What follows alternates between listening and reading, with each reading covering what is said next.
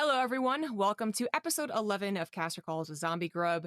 Today, my guest is actually a host and interviewer. You know her. She is Hajin. She has done Homestray Cup and Nation Wars and been on GSO vs. the World stage and a bunch of stuff. And she's also done a lot of other games and is currently in Korea working with SKT1. Am I correct with that?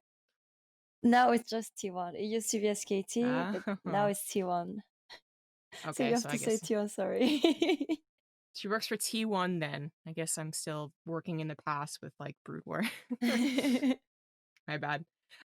So yeah, so that's really awesome. That's quite the progression, especially because I don't believe you were a person that really started off saying like, here's the esport dream. Like I'm going to put everything I have into this, right? Like you graduated college and it just kind of happened naturally. Can you kind of explain what first occurred to get you into this esports world?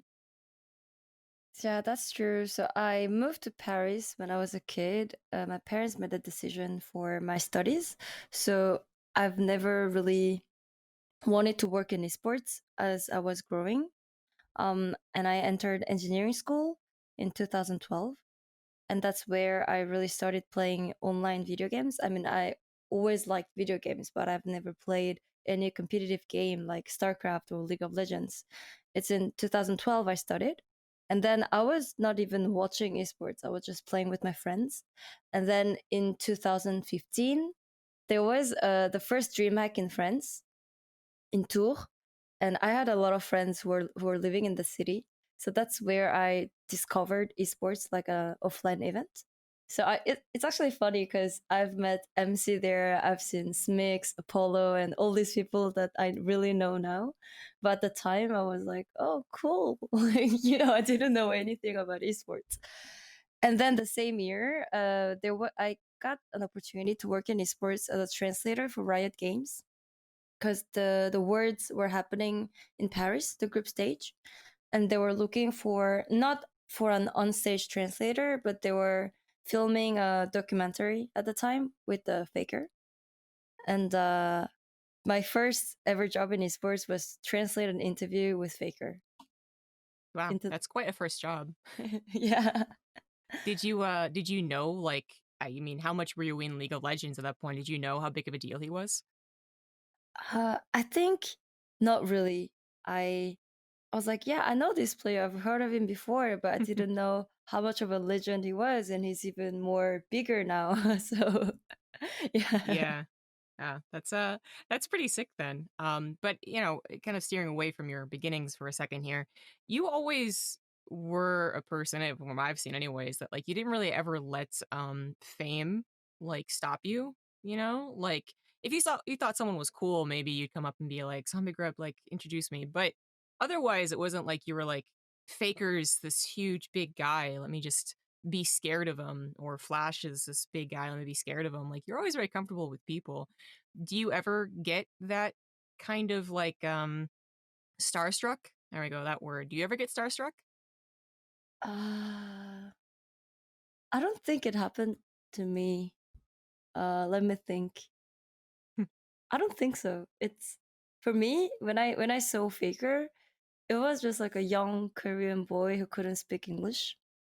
That was my first impression of him. I mean, I know that how of a player he is, and he's really a legend, and he's the best player in the world. But that's not. I'm not denying this, but I've never. I don't know. I see the person. Maybe. Oh, Mike Moheim. I was a bit impressed, Oh yeah, when I saw Mike. I'm like, oh my god, that's him. He made yeah. everything. Like, I think that happened like at BlizzCon when I saw him for the first time. Yeah, it's actually kind of insane meeting him because, like, yeah, of course, you know how big of a deal he is, but then also sometimes I'll think of just like this guy, he's like a millionaire. Like, oh my God, like I know one in real life. Like, oh my God. So it can be, he has a, he has a weight to him which actually doesn't match him at all. Have you guys ever seen Mike Morheim on stage? Like he is actually just kind of like a nerd who made really good games and made a lot of money, and he's still just a big video game nerd. Anyway, so yeah, have you ever thought that as one of your strengths, or even occasionally a weakness, that you don't have this starstruckness? Like, do you ever like how much of a strength is it? Because I can imagine that means that you don't get nervous with people, but is it ever a weakness? Because I maybe it also means that you don't get as I don't know, like authentically fangirly as maybe some other hosts that we have. Have you ever thought about that? Mm, yeah, I think it's rather a strength because Mm, I feel comfortable talking with them, and I don't feel.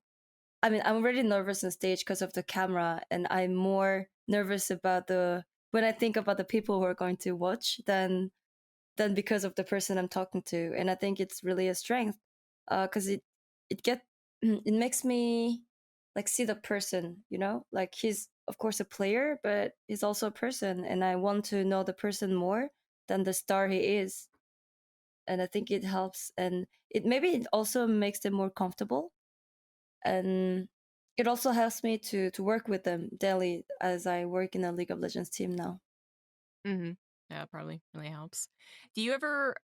I mean, like let's go back to going through your progression first, actually. So Hmm.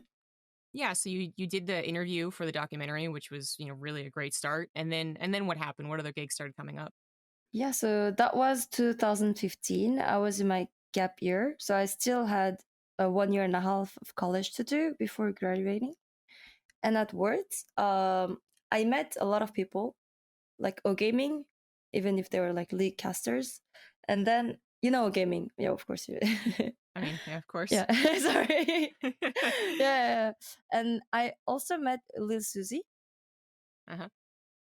and I was just beginning like in esports scene. I was meeting everyone. At the time, I still wasn't sure. I wasn't sure that I wanted to work in esports, but I thought that it was a good opportunity to make new contact and to meet new people. And so I saw her at one of the after party, and I went to say hi. I'm Hyunsun. At the time, people would just call me Hyunsun. I wasn't sure about my ID because Mm. Hajin is just my ID. Anyway, so I want to say hi. So I'm Korean. I live in France. I love video games because I think I knew her. Yeah, like she was a translator, but she also used to cast. Like a long Yeah. time ago, she was also a host. She interviewed a lot of players, and she knew everyone. So I thought it was a good person, a good contact to have. And then we followed each other on Twitter, and that was it. And then I studied in StarCraft. The first big tournament I worked for was a Home Story Cup. The which number was it? Was 2017 in November. But before that, it's funny. The first StarCraft player I've translated for was Pyeon. It was in 2016. There was a like an online show match organized by O Gaming. It was called like a six start something, you know, where it was a special mode that they made to start with six workers. Oh, yeah, yeah, yeah. Yeah, and Pyeon was invited to play, and I was at the studio at the time, at the gaming studio, but just to say hi to one of their staff. And then he was like, "Hey, so Pyeon is playing tonight. Do you want to do an interview with him?" I was like, "Yeah, sure." That was funny. I was a little bit nervous because I didn't know many things about StarCraft. I knew like the game, some of the players, but I wasn't really watching the game. So we just kept it really simple, but I really enjoyed it. And Pyeon was really nice. He showed us his dog, you know. Now Yeah, that he's tiny little thing. yeah, he's at the army now, but he's coming back soon. So I'm really looking forward to it. Yeah, Yeah. and mm, so after that, 2017, I was doing my last year internship, and that's when Susie sends me a message on Twitter. So we haven't talked for a year, and then just suddenly she sent me a message like, "Hey, would you be interested in translating for StarCraft tournament happening in Germany?" I was like, "Yeah, of course," and that's how everything started.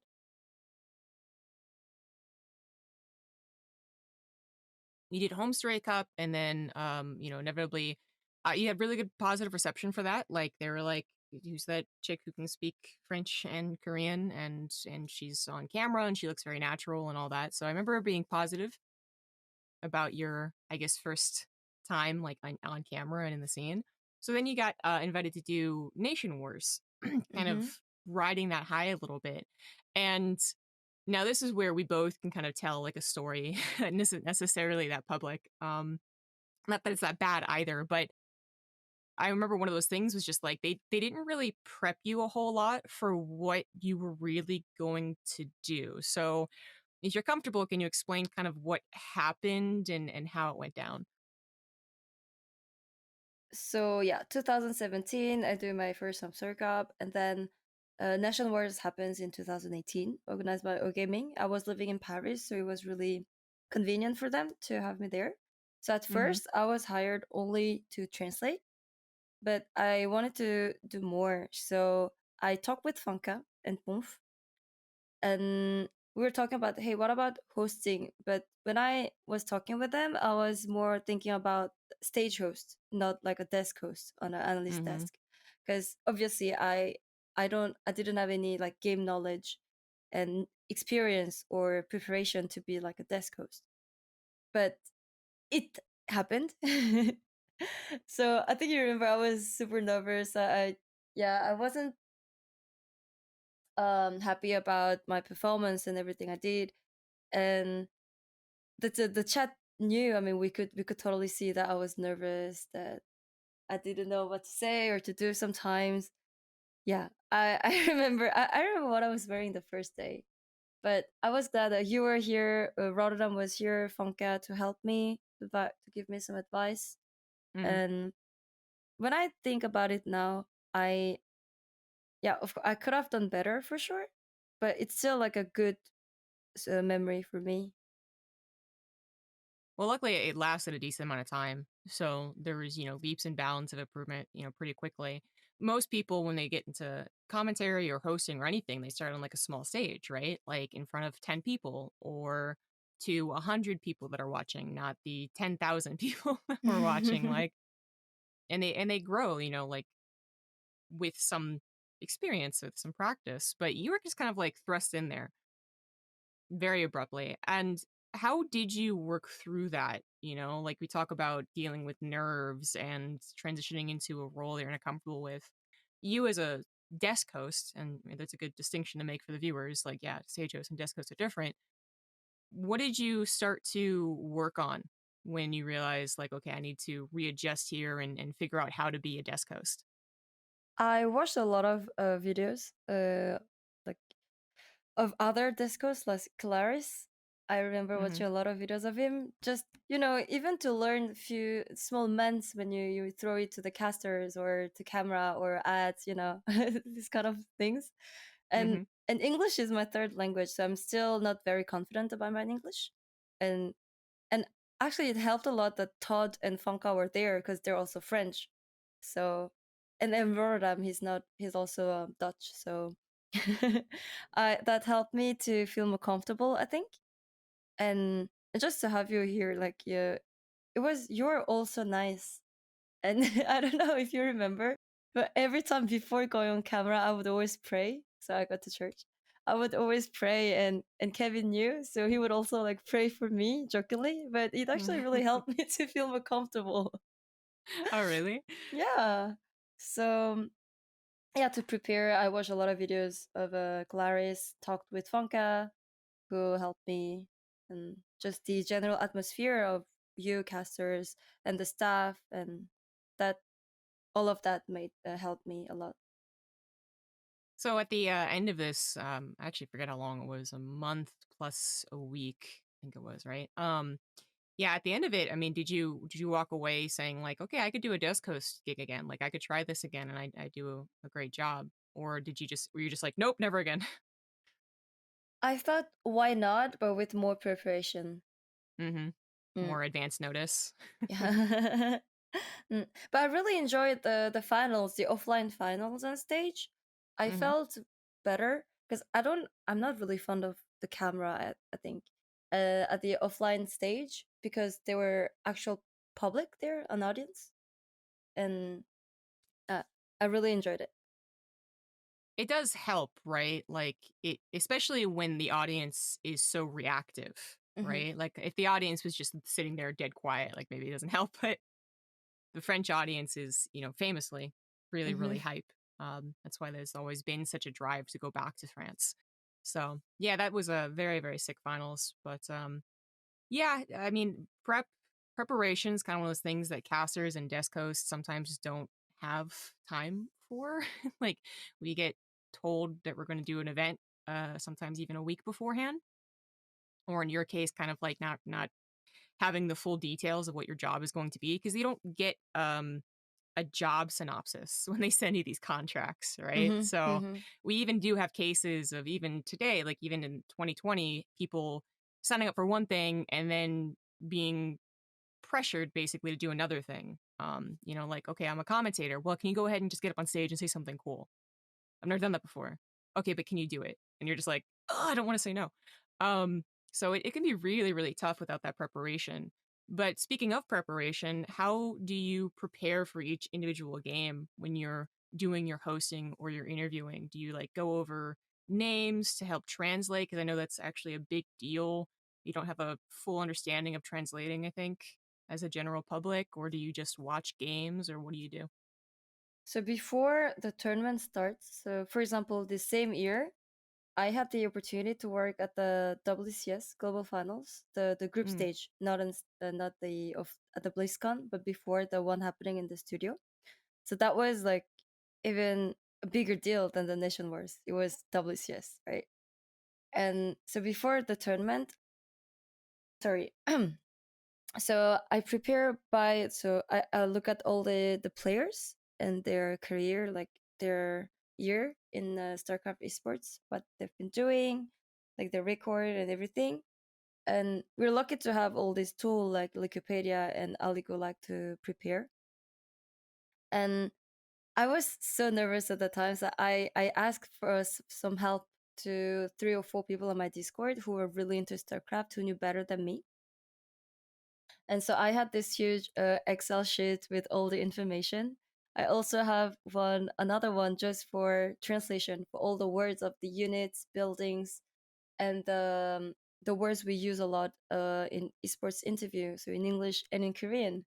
And still sometimes I forget some Zerg unit. I hate Zerg for that. Their unit names in Korean are really hard to remember. Oh, really? Yeah, not like Zerg. No, because Hydra. Do you say Hydra or Hydra? Because I hear like I think Korean. Some of the Koreans say Hydra, but in English Mm, it's yeah. Hydra. But they're not the hardest words. But things like swarm hosts or brute lords or their translations are really hard to remember when you don't play the game all the time. So yeah, so that's how I prepare before the tournament starts. And once we're in the tournament and I have to do an interview after a game, so I will watch the game. And usually there are always like 1 or 2 casters around. So I ask for help, like, hey, is there anything interesting I could ask the players for the in game? But the thing is, we only have in general 3 or max 4 questions after each game.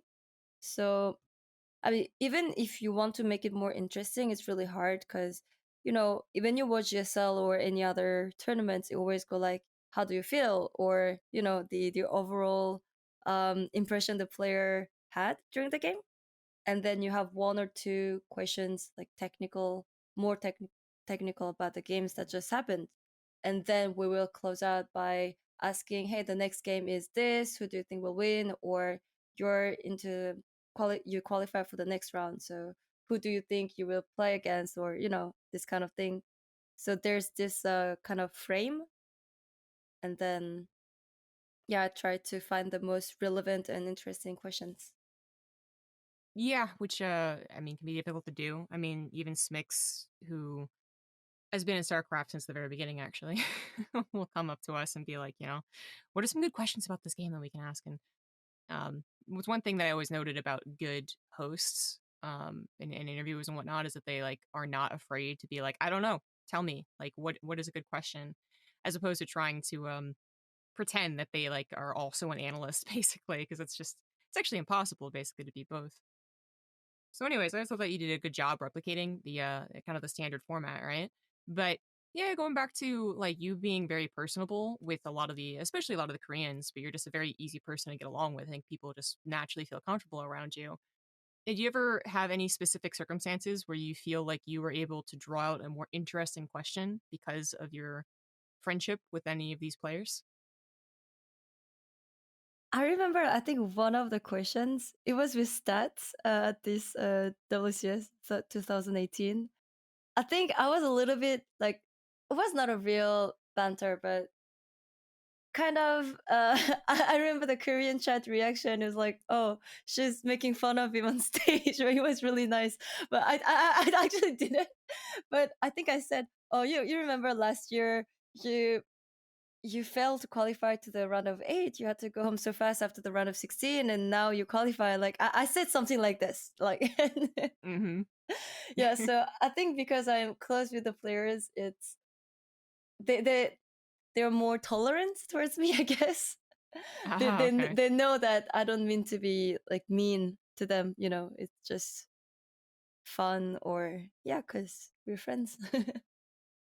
I kind of like my own like like I'm just interested. Do you ever have problems with, cuz you obviously Korean, you grew up speaking Korean so it's fluent, but you did live in Paris for a very long time. Like do you ever have any of those kind of weird slightly what's the word, like social missteps going from region to region, or are you like just very much authentic Korean, you never make any social missteps or say anything wrong? I My Korean is really not perfect. I make Mm, some mistakes because um especially in Korean, your age matters a lot, and the mhm.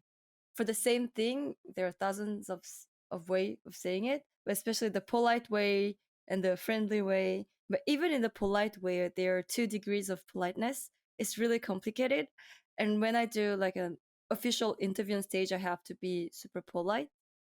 But when I speak off camera with these people, with the players, I speak in the friendly way.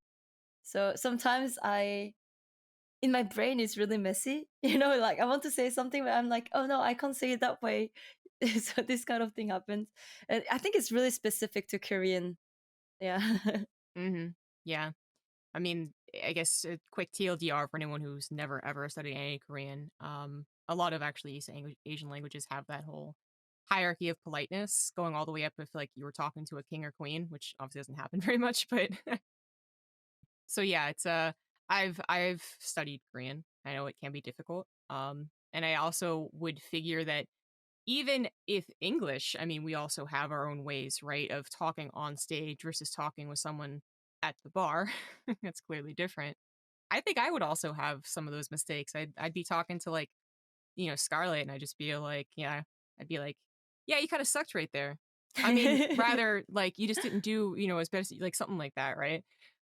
So that could be really difficult, especially when you are trying to draw some of the personal stories out, like towing that line between being friendly and too friendly, especially in a language that really does differentiate. Like that sounds really, really difficult to do. Like, do you watch any of these other translators and think like, wow, they do it correctly every time? Is there any translator you've ever said that about? In esports, uh, Oh, we're out of esports side. or I mean, the one of the most like recent thing I can remember is the translator of Bong Joon-ho, the Korean movie, um, Parasite. Oh Got yeah, yeah. Oh yeah, the director. Yes, yeah. Yeah, and so the director was always with that girl, his personal translator, and she does like a perfect job into catching the important things and to say it with the right idioms. I think that's one of the things my weaknesses that I have to work on is I tend to maybe I try to translate too much word for word instead of trying to find a better way of saying the same thing. Mm-hmm. Mm. So and her, yeah, I really look yeah, I really enjoyed her translations. And Smix, she's American. I mean, she's Mm-hmm. Korean, but she's not native Korean. Is it the way you say it? I mean, yeah, She was raised in America, and then yeah, she was born yeah. in America. Like yeah, there's Yeah. So her there's a English succinct is way. perfect, but not her Korean. But she still Mm-hmm. does a really good job in translations. And it's a little bit the same for Susie. And it's even harder for Susie because she's really older than the players. and she's like really their so she tends to speak to them like kids sometimes. But no, I just found the Google sheet I made when I was preparing for the grand finals in 2018. And Hmm. there's a list of things. I think it was Apollo and Mark who gave me this advice. Uh, it's I think it's really relevant still now. So a good host, it must be prepared, be able to adapt depending on personality of player you interview, follow up on the answers if they are actually interesting, and be involved with production, chat with talent, seek out info, make players comfortable, but don't be overconfident, as otherwise they quickly become overwhelmed. And they also said if things go bad, act professionally and rather shine in that moment. And this is something also you said earlier, that you don't need to show you're an expert. So as you said, I'm a host, I'm not a caster, I'm not an analyst. So it's okay not to understand everything and try to act like I do, because I don't. So this is something they told me at the time. And then lastly, they also told me to learn which player is open to talk, who is great at talking, who is shy, who is a player which I rather ask game questions and lead these into personal questions to make them comfortable.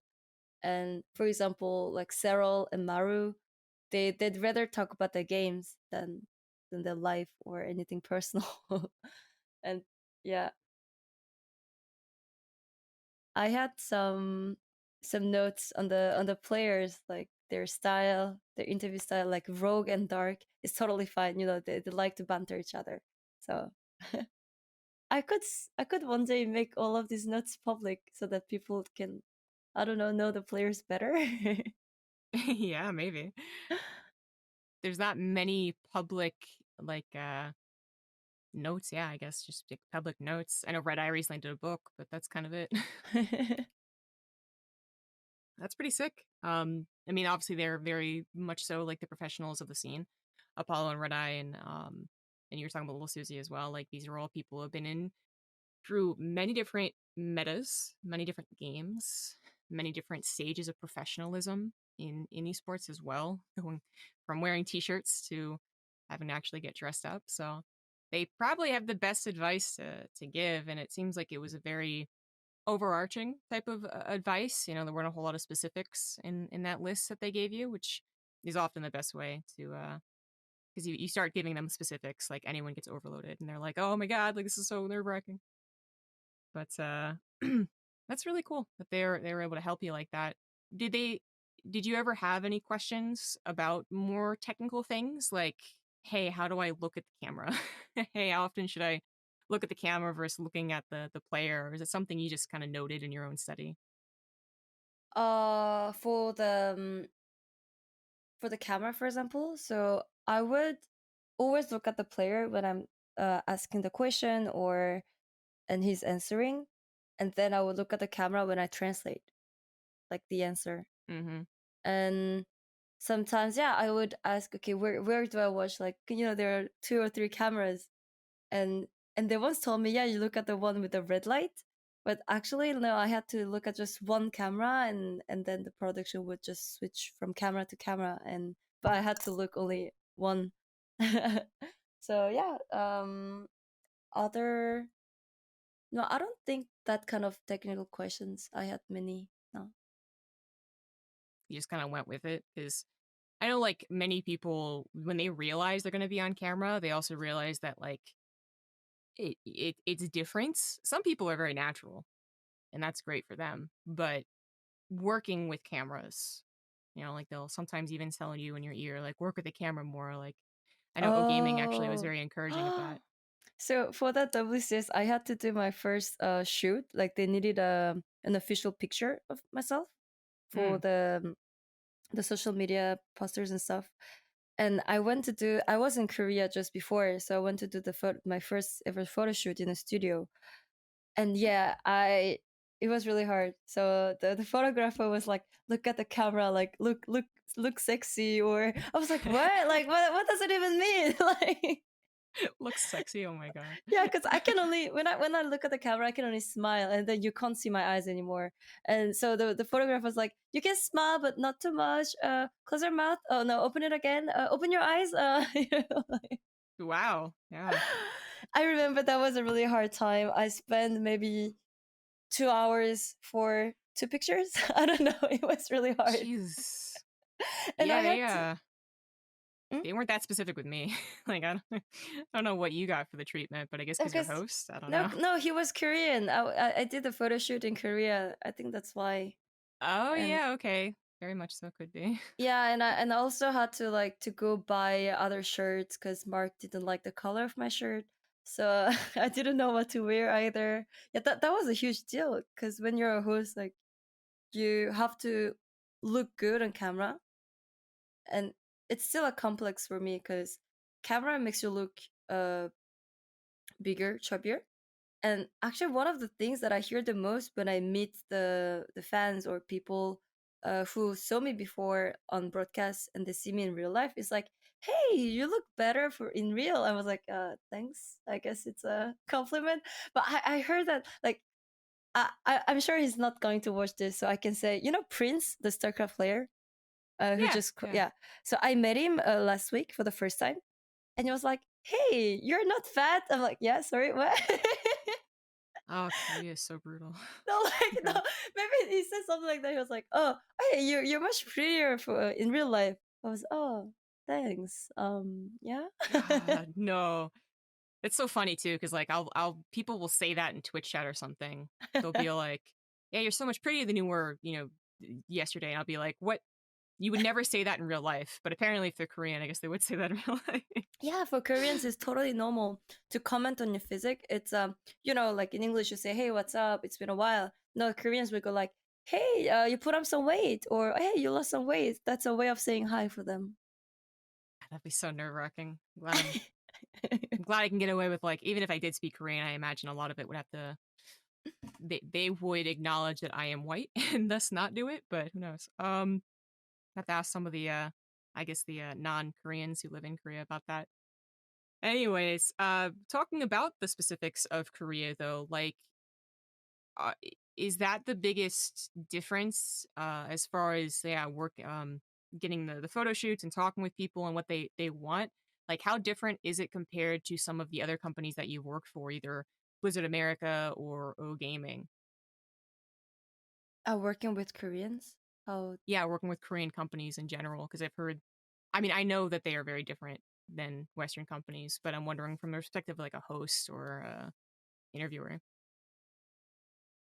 actually, I haven't noticed like a big difference. So in last year, I worked with the Koreans for Africa TV at the GSL versus the World, and the I haven't noticed a big difference with the staff. It's more like the twist chat. Koreans are mean.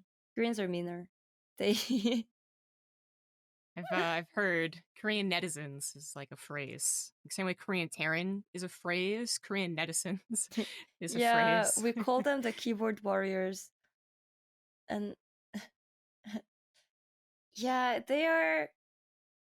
Yeah, they criticize you a lot, and that was one of. I was really nervous. I was more nervous at GSL versus the World than any other tournament. I think because it was and it's also I think one of it's the biggest tournament I worked for. I mean, grand final is a little bit different because I was hosting only the group stage phase, Right. so it's different.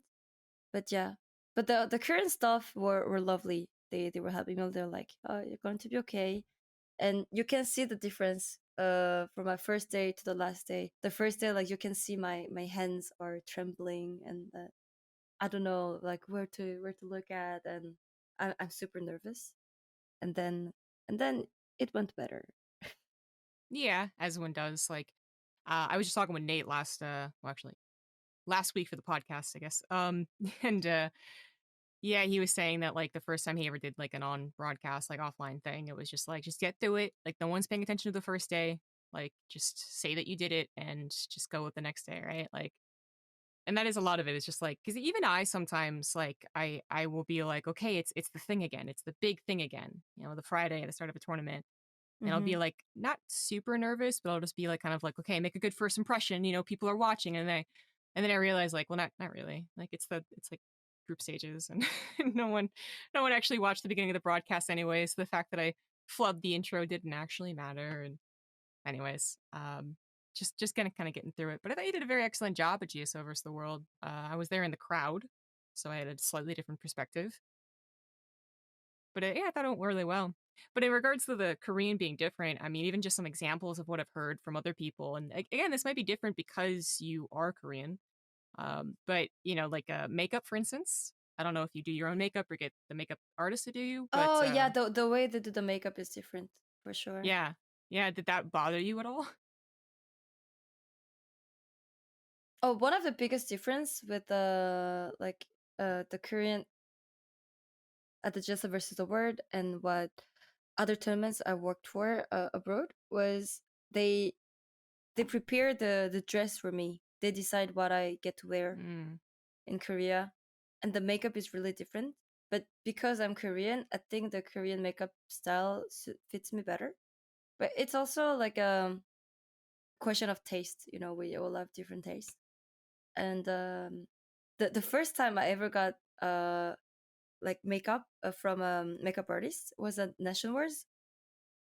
It was so weird. Not the makeup, but I was not used to wearing that much makeup, and like she put me some rouge, really like thick eyebrows and things like that, and and you know Koreans don't do that,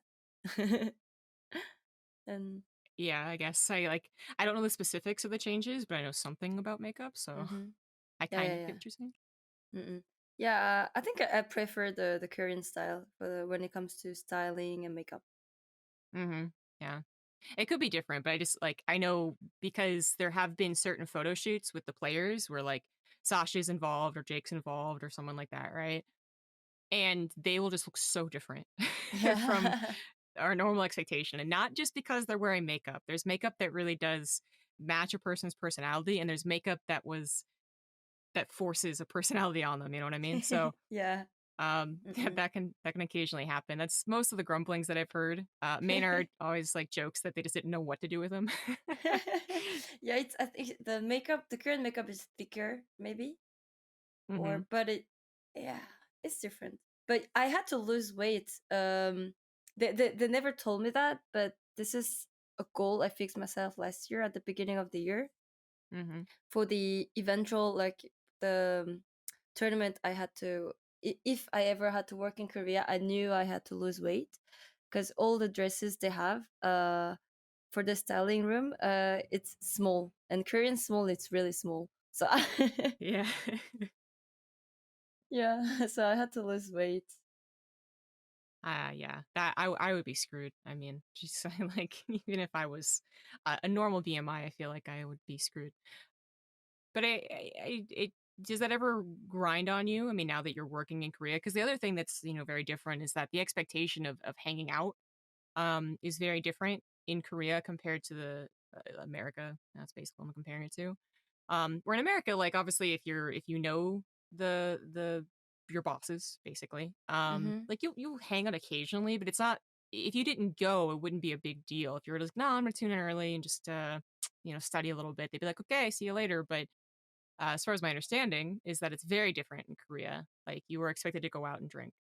it's it depends on the company. So the current company you're describing here, it's really like a standard, the cliche of an old company, where like if your boss decides, okay, today we all go drink and eat, then you have to go and drink until he drinks. You can't go home before. But that's the it used to be like this, in the 80s, 90s, and there are still some companies like this, but nowadays you don't. It doesn't. I mean, at least the new companies, they don't do that. The younger people, and it's there is a Korean word for that. It's a konde. It means old fart. I think that's the correct translation. Yeah, that's how we would call the people who would force you to do that. And for example, like I work in a Korean company now at T1, and we don't have that at all. Okay. Well, I'm glad to hear it. It seems like not the sometimes not the best. But yeah, I think maybe it was also different like 8 years ago because I've heard stories from other casters that were kind of like, yeah, kind of started that way. But yeah, sounds like it's Mm. gotten better, so that's good. Is there any difference between America or Korea and France? Like, have you ever worked with actual French companies? Obviously, O Gaming counts, but is there any difference there? I think in the current company, people are, I don't know. I've only worked, like it's been 6 months I'm here, so it's really hard to judge only by my own experience. Hmm. Uh, but the biggest difference I'd say is that in the French companies, people are more centered on themselves, like as a person, individual.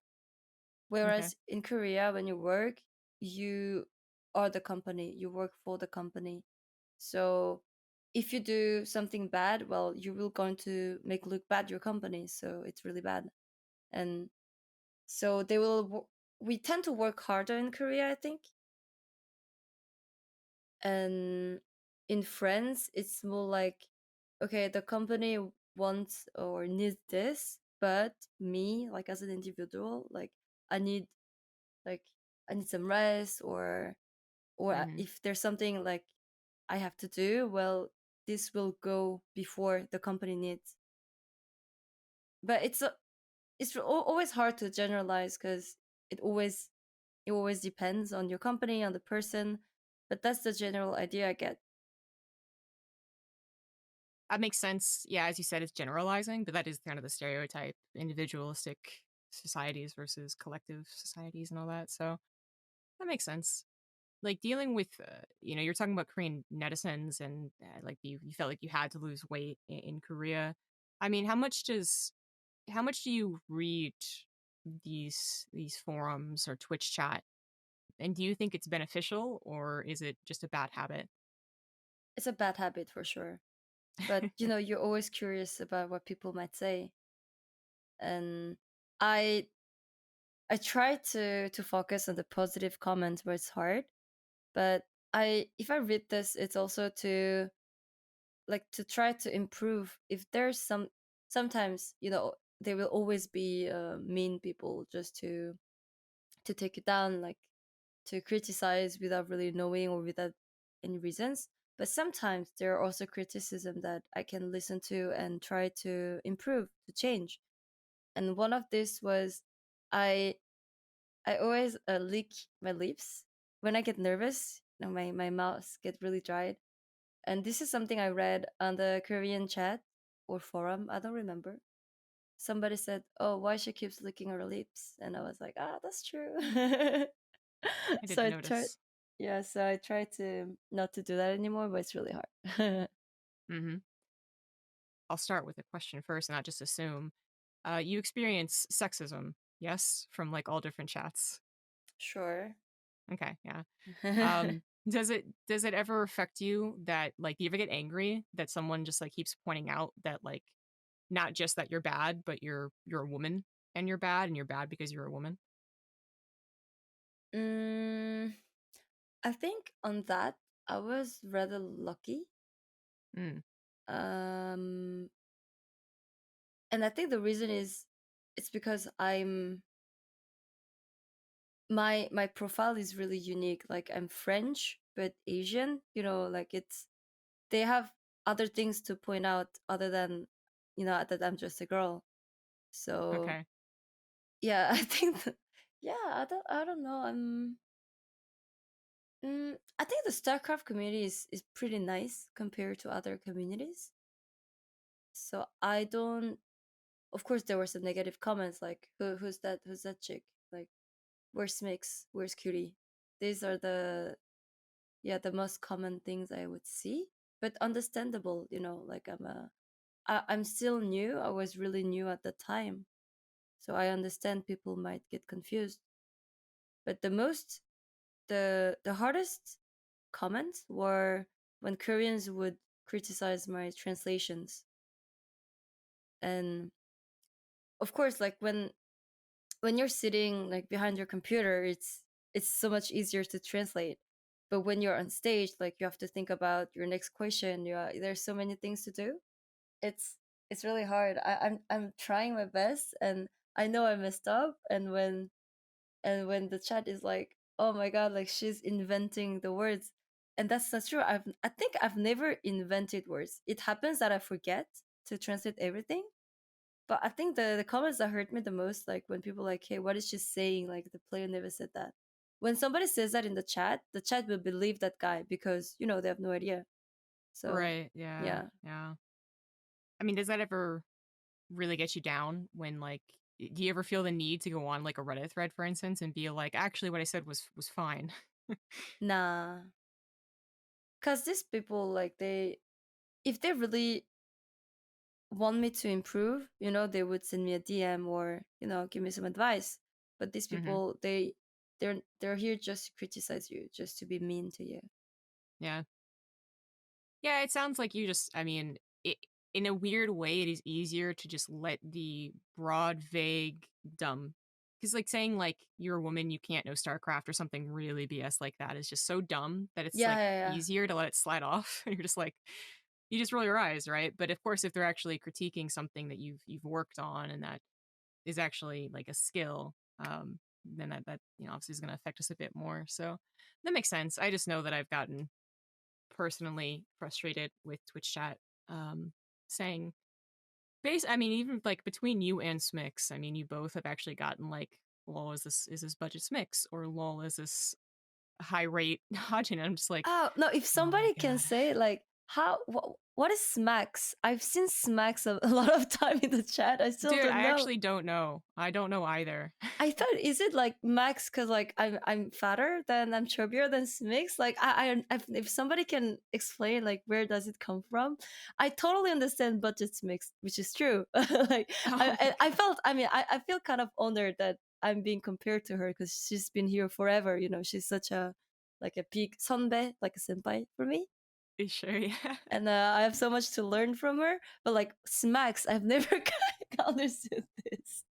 Neither have I. I'm with you on that one. Someone please enlighten us in YouTube comments. Well, I mean, that's a great way to look at it. Do you ever get frustrated? Like, has anyone ever told you that you've gotten the host job because you're a woman? Yeah, I heard that before that I got the job because I was a woman, and that made me think a lot, like how true is it? And and I also asked myself, if I was a man, would I be here? Because we talk a lot about women in esports, Hmm. and I don't know. It's hard to answer. Honestly, I think it helps if you look good on camera because that's what production wants. It's better for the crowd as well. And but I think it really depends on the job.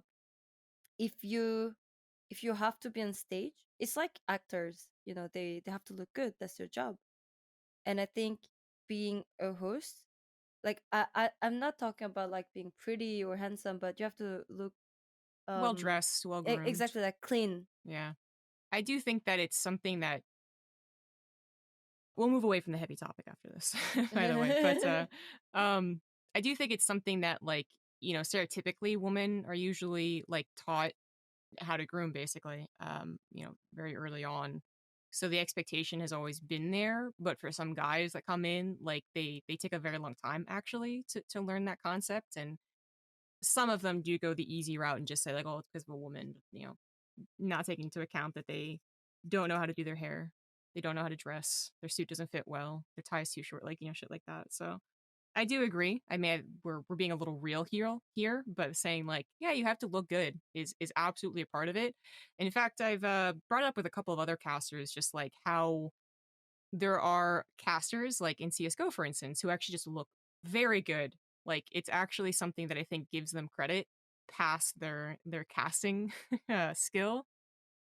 But that is, yeah, it's absolutely a real world thing that we have to consider when we get these jobs. So yeah, that's we'll move away from the heavy topics now and go back to some translating. So, I mean, what do you think are some like broad misconceptions that people have about translating? For instance, people just think that it's easy enough to translate one to one.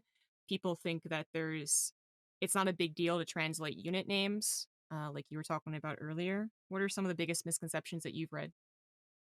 Think, or I hope that people realize that translating, I mean, live translating it's not as easy as it looks. Hmm.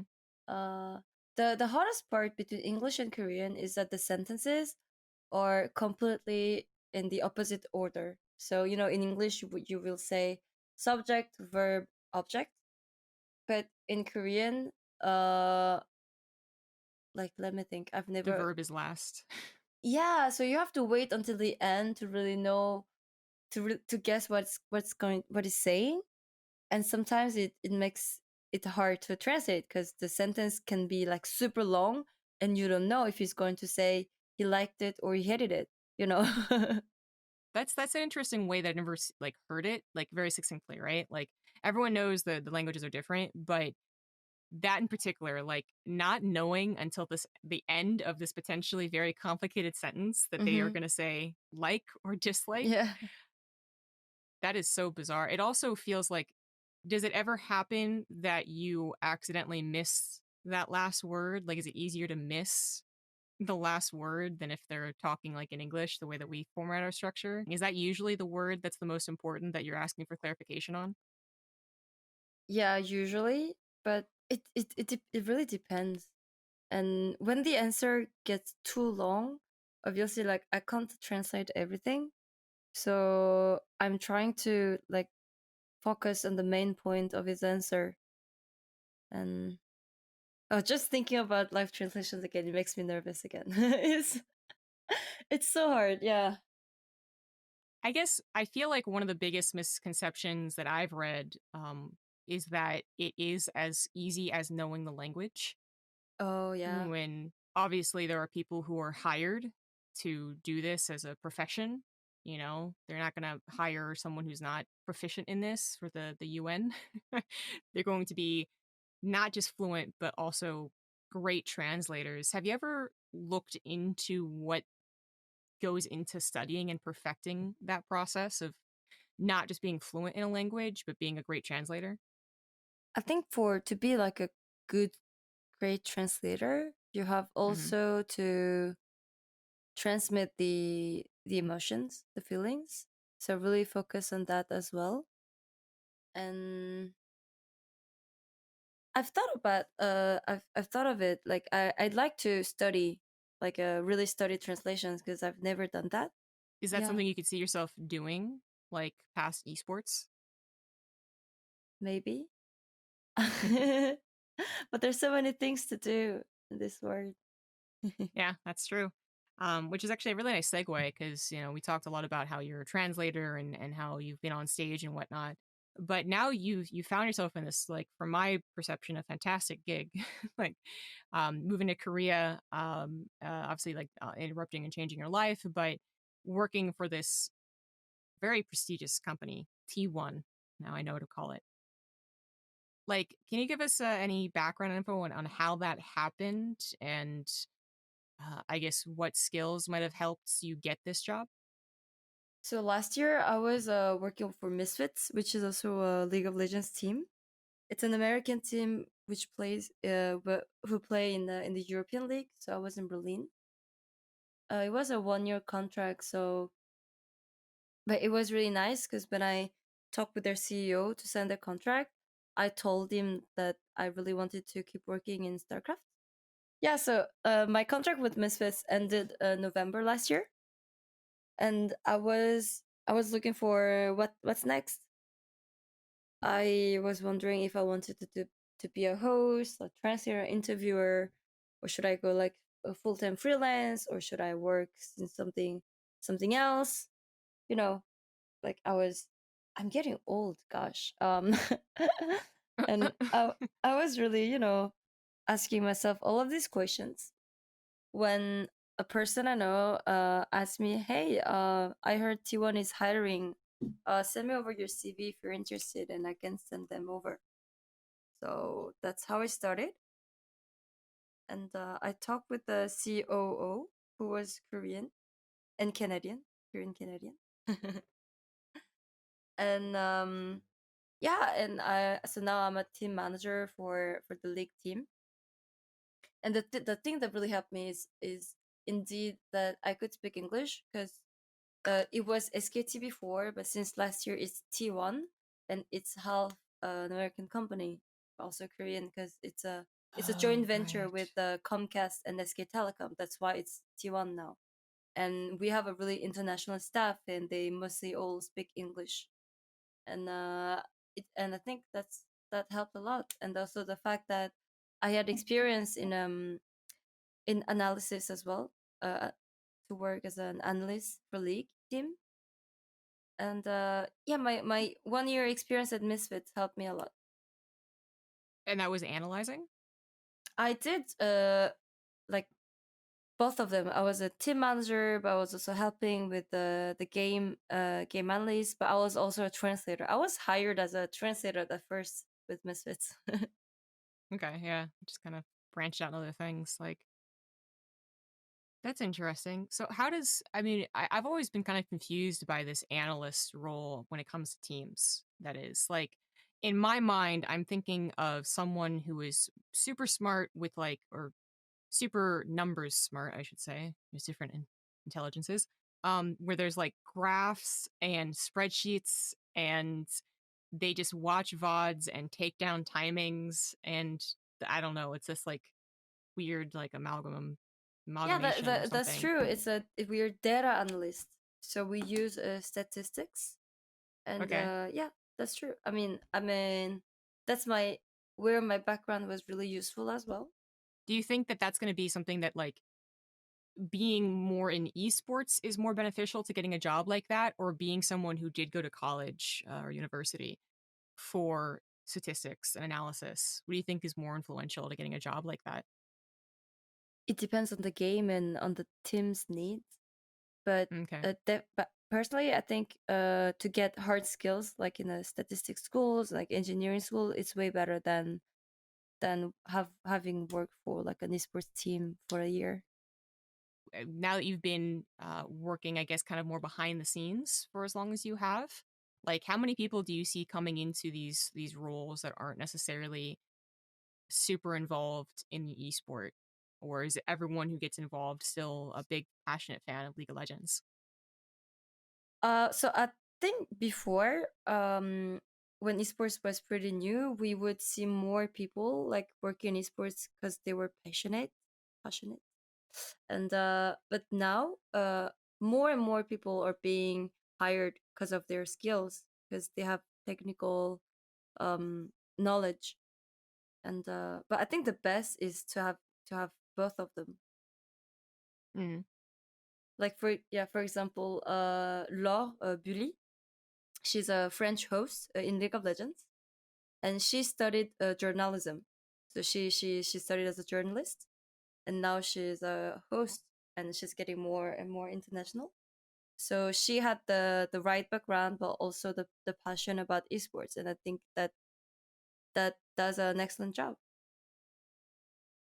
It does seem to be like more on the trend. I mean, we had a couple of instances earlier on in esports where like someone who wasn't all into esports kind of got involved, but yeah, more and more we're seeing, of course, just people have a mild interest in it. So um, that's interesting to learn. And like as someone who's like never really been involved in the not on camera section of things, right? Like I'm on camera, I'm talking with seven other people who've done StarCraft 2 all their life. I like to get perspectives of like the general atmosphere, I suppose. So how much did networking really play a part in all these gigs? I mean, do you contribute your ability to kind of go from translator to host to manager and so on to your ability to network? I mean, it sounds like you have all these contacts that are just like, hey, you sound perfect for this job. Actually, it helped a lot. I think it's it's really important to have a good network. As I said earlier, like my first gig, I got it thanks to Susie, and then the Misfits job I got last year was a Korean journalist who told me, "Hey, I heard they're looking for a translator. Maybe you should contact them." And I just DM'd the CEO on Twitter, and 3 days later I was signing the contract. So I think the networking really helps. Yeah, for sure. How do you network though? Because, there's people who reach out to everyone and are kind of obnoxious. And then there's people who are so afraid of being that person, they never reach out. So, how do you find a balance in that? I think there's some luck, but there's also you have to be active. So my first ever esports gig I had like at Word when I translated for Faker, it was I sent a mail. Riot posted their offer like on their official forum, and it's actually like a high school friend who sent me the link. I said, "Hey, they're looking for a translator. You should apply." And I said, "Okay," and I applied for it, and I got the job, and everything started from that. At the after party, I would go say hi. Even O gaming, I was just working for the documentary stuff, so I had no interaction ever like with the French staff or for with the O gaming people. But I had access to the backstage, so I just went knocking at their door at the O gaming staff saying, "Hi, I'm Hyunsun. I'm Korean and lives in Paris. You can speak Korean," and everything started from here. So I think you need some luck, but also some courage to go introduce yourself to these people, Mhm. and then to maintain the relation. Like you have to help them sometimes, and then you can ask for some help as well.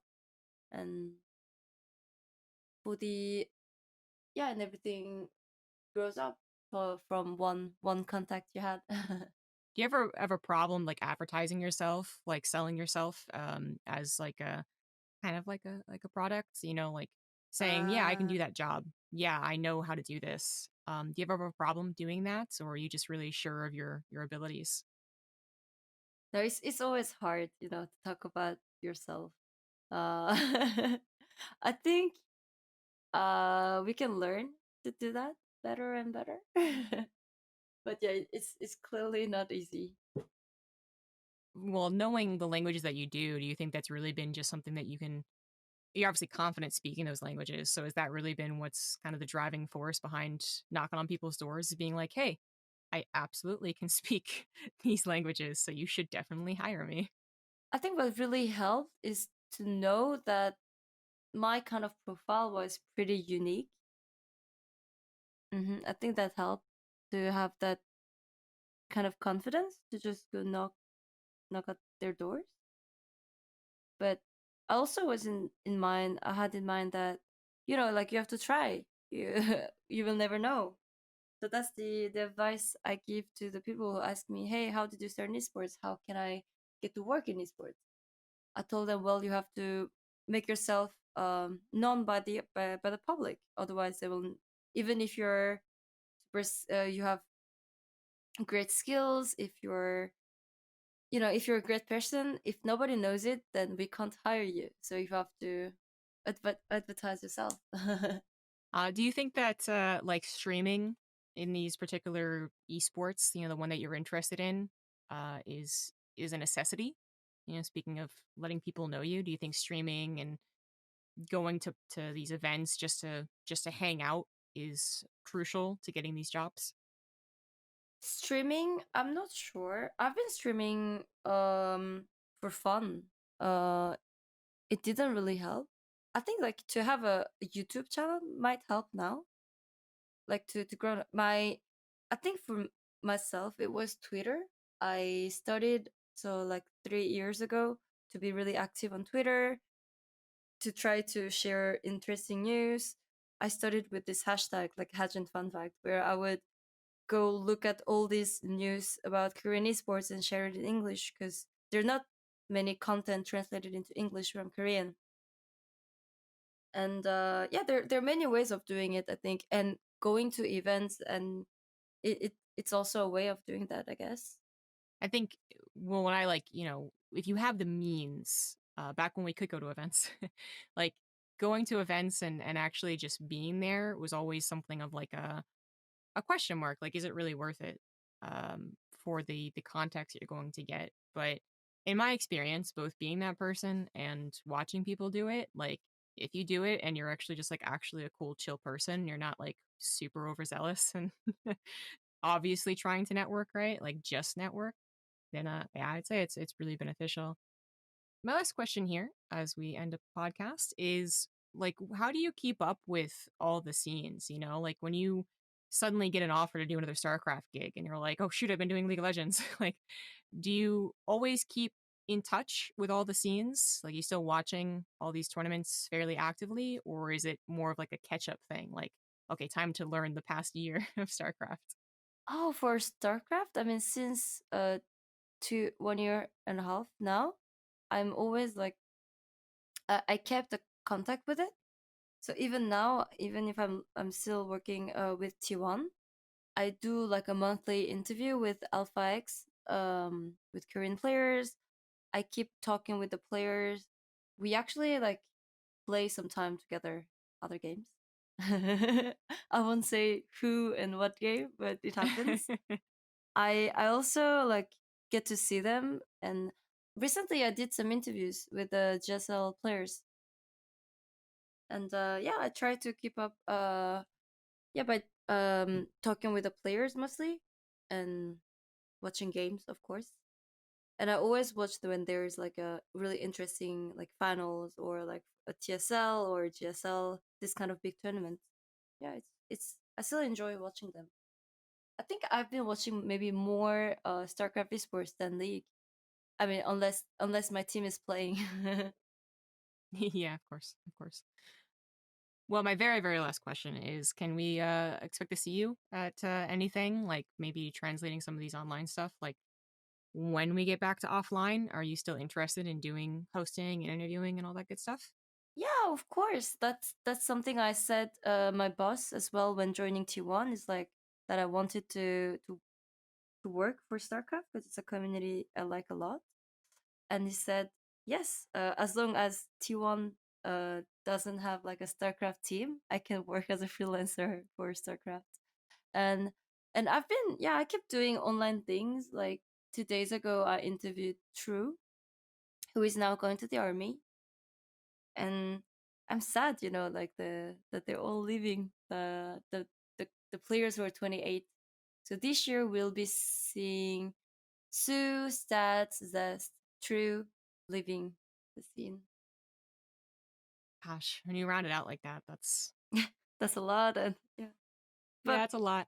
Pion is coming back soon. There is that. We do have players coming back, man. But yeah, this is a very enlightening, podcast. Thank you so much for actually taking the time. I know I hit you some difficult questions, but that's what editing is for. So I'll make you sound super smart. Don't worry.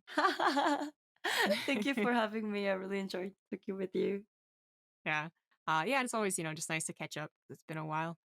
So I hope you guys enjoyed it as well. Thanks for listening, and I hope to see you for episode 12 in the future. Bye, guys.